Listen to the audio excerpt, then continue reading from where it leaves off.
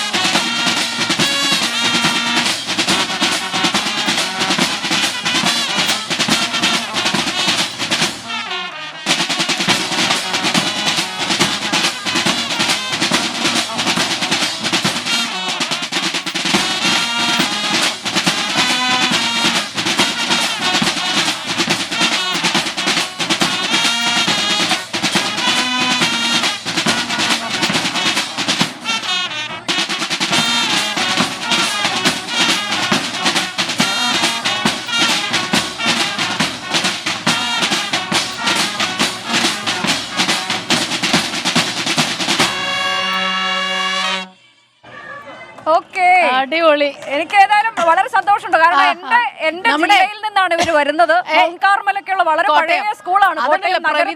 ഒച്ചപ്പാടും പെട്ടെന്ന് വിളിക്കാം. എന്തോ കാര്യമുണ്ട്. പ്രവിത ഒന്ന് വന്ന് പെട്ടെന്നോ എന്താ ഈ സന്തോഷത്തിന്റെ കാര്യം? ഇത് എൻ്റെ സ്കൂളാണ്.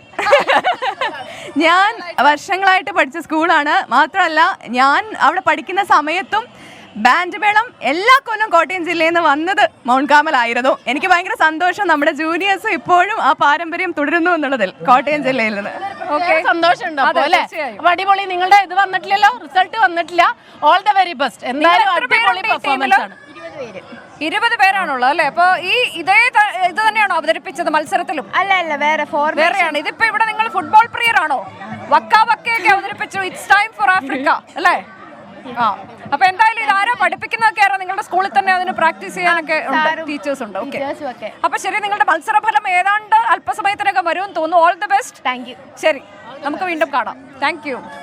നന്നായിരുന്നല്ലേ? ഈ ബാൻഡ് മേളത്തിന് വർഷങ്ങളായിട്ട് ഈ മൗണ്ട് കാർമൽ തന്നെയാണ് അതെ ചെയ്യുന്നത്. മൗണ്ട് കാർമൽ എനിക്ക് തോന്നുന്നു അവർ ആധിപത്യം പുലർത്തുന്ന ഒരു അനുജയ്ക്കും ഒരുപക്ഷെ അറിയണ്ടാവും അല്ലേ? കോട്ടയമാണ്. എനിക്ക് അതിന്റെ ബാൻഡ്മേളത്തിന്റെ ചരിത്രം എനിക്കറിയില്ല, പക്ഷേ ഈ സ്കൂള് വളരെ പഴയ ഒരു സ്കൂളാണ്, പേര് കേട്ട സ്കൂളാണ്. അപ്പോ നഗരമധ്യത്തിൽ തന്നെയുള്ള സ്കൂളാണെന്നുള്ളത്.